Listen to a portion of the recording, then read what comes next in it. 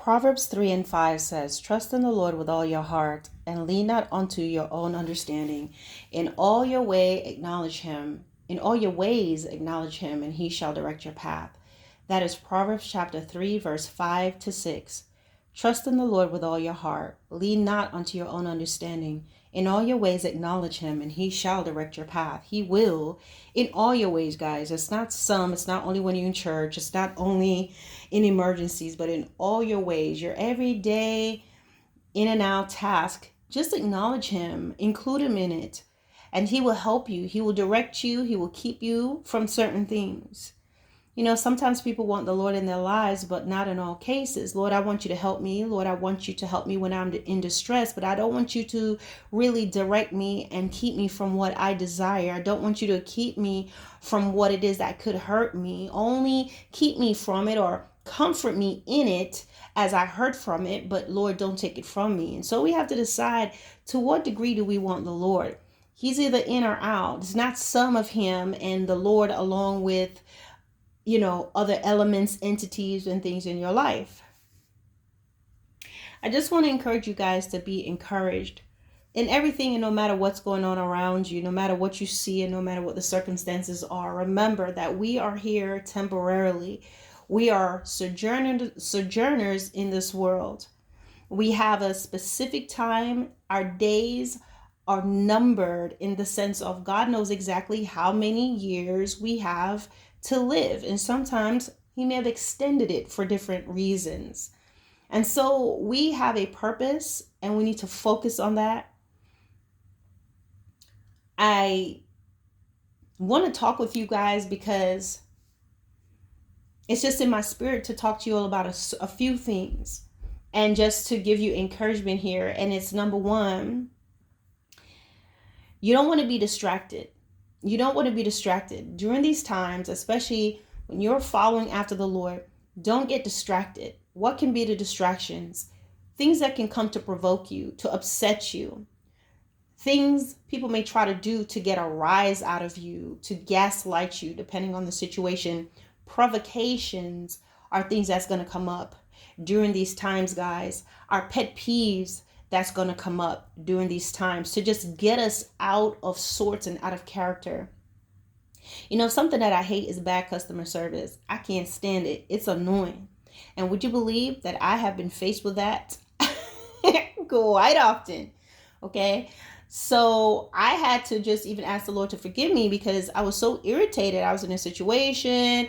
I'm explaining it. The person's not understanding. Just all this stuff is happening. And I found myself just having a very clipped tone with a person because I knew what I said. I know what I explained several times. And the person just kept on doing what they were doing.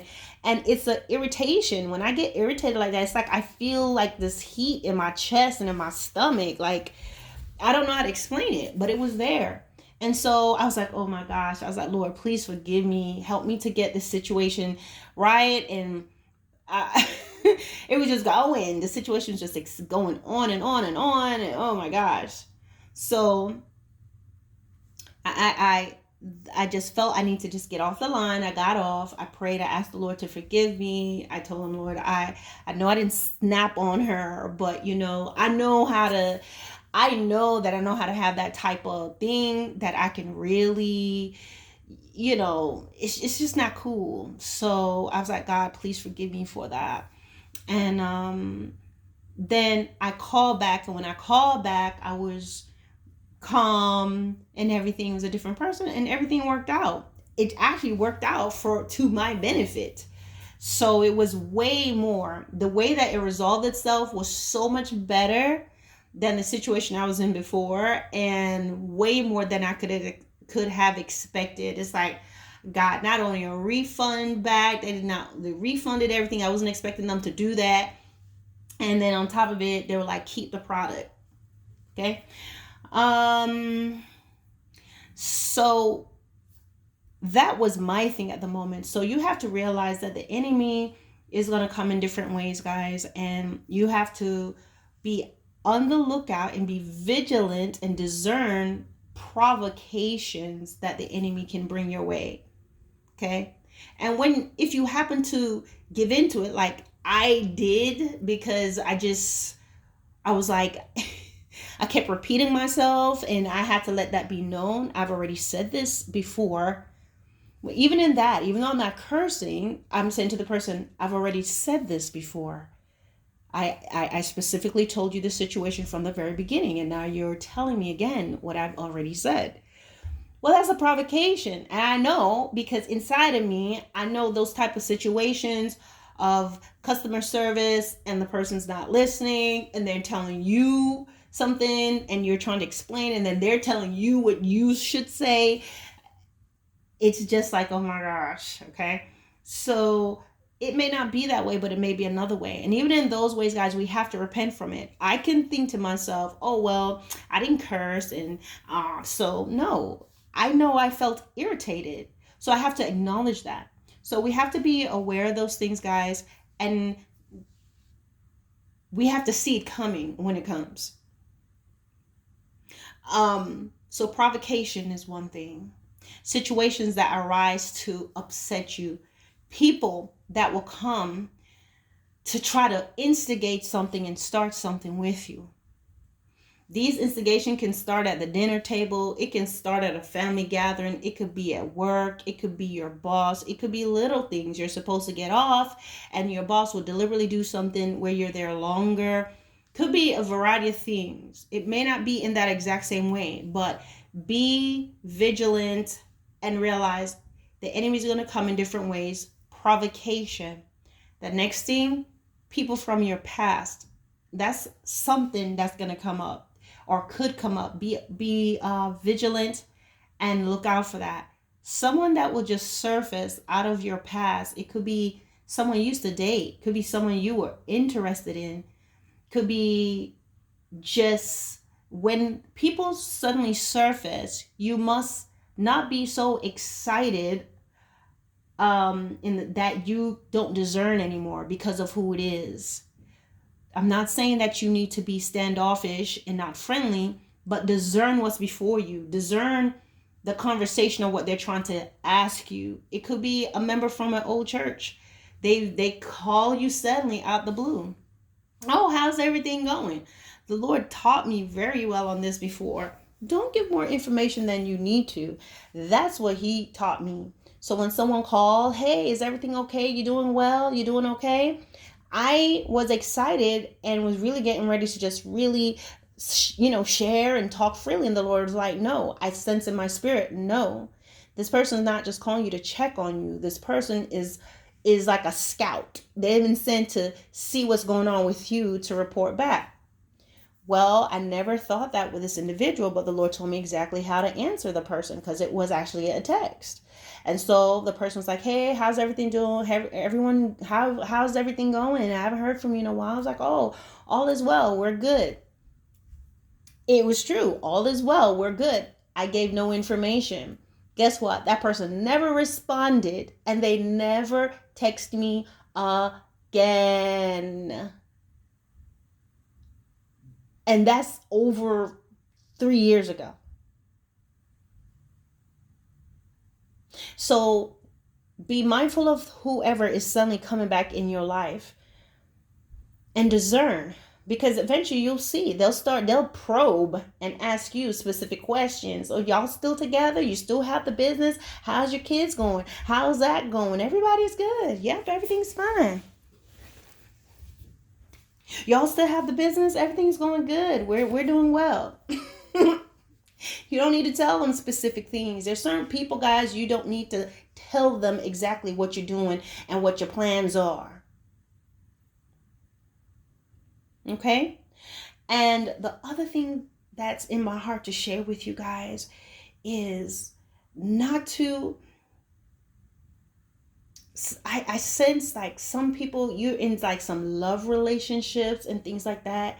And it's time to rise up out of that. Not everyone is in this, but those of you in it, it's time to rise out of it. You're laying with a dead man, dead woman. The person is not going to wake up and serve God. The person is not seeking out the Lord. They are there to pull you in. So some situations, someone that you may be with right now, it's like it's an intimate partner or someone that you desire to be with. And while they have some great qualities, they do not know God. And you may feel that in you getting close to them, they're suddenly going to want what you have in Christ. But in fact, you're being more influenced. You're being coaxed more so to do things their way. And it's like a battle of wills, except for you are more willing to follow their way because it's easier, it's more pleasant, it's more comfortable, and you are able, the person draws close to you. You can do more with them when you're following their ways. And so that's something that's just in my heart. So what did I say today, guys? Look out for those provocations. If you yield to it or you succumb to provocations, don't sit there and beat yourself over the head like, oh, I can't believe I did this. Rather, ask the Lord to forgive you, learn from it, and ask the Lord to give you the discernment and to give you the restraint and the peace in that situation so you will not get caught up again. Look out for people coming from the past, just going to resurface, just show up all of a sudden with a lot of questions and not telling you nothing about themselves. Or they may give you a little bit of something and then you find yourself divulging and talking. Watch out that you're not drawn back into the old things anymore. And the other thing, those dead relationships that you're trying to resuscitate and bring to life. It could be an intimate partner. It could be someone that you're very close to. Could be a friend. Just have certain behaviors and ways, but it's close people that you may be tempted to, people who are close to you or who you desire to be close to or you once had a close relationship with, they start to resurface in your life and then you want to draw to that and you're not paying attention to the obvious. You know, we have to be sober.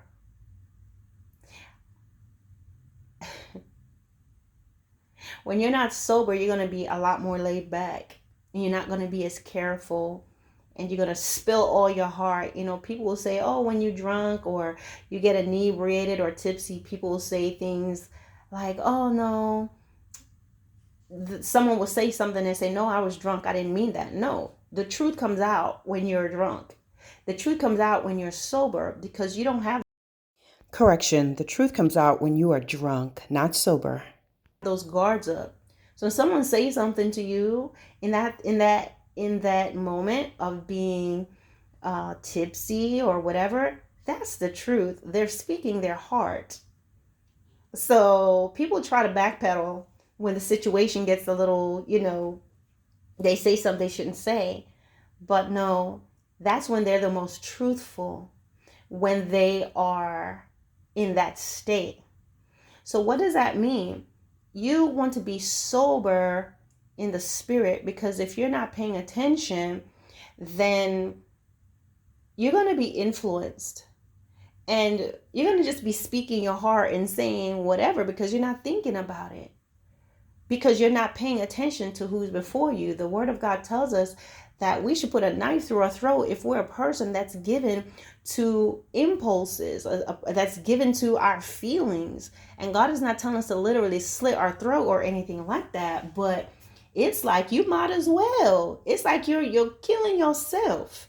If you're a person that just whatever you see, you're just emotional, you jump into it and you're just given to your feelings and given to your pleasures, that's a death wish. You're walking on dangerous ground. And so therefore, guys, we just have to be in that place right now where you're being prayerful, you're asking the Lord to lead you and guide you. It's not living a paranoid life, but being purpose-driven and saying, God, I'm living a purposeful life today. I ask you to guide me. I ask you that should situations come my way, that I will not just make impulsive decisions. I will not just be moved by my excitement. I will not be moved by my emotional feelings. And I will have the strength to remove myself from situations, friendships, relationships, just associates that I know is not bringing me any closer to you. And so you pray and you have faith in God with that. And when he instructs you to do certain things, then obey him, even if you don't really feel like it in the flesh. Just obey him, and then he will begin to make the changes within you where actually you'll find that those things that you're doing and those restraints and those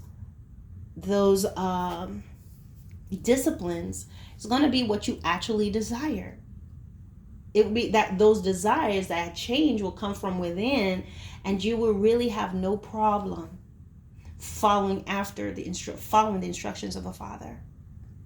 All right, guys. So I hope this encourages you some. God bless.